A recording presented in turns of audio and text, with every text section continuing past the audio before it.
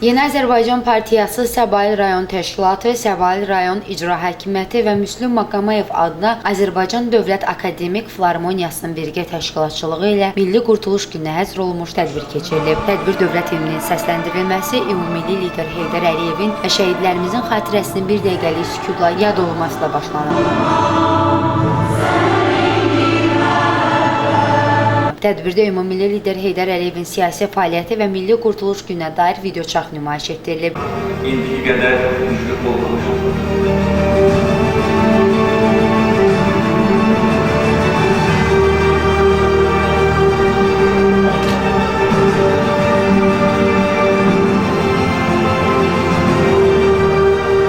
Azərbaycan Ulu Öndər Heydər Əliyevin siyasətinə sadiq qalaraq, uğurla, inamla inkişaf edir.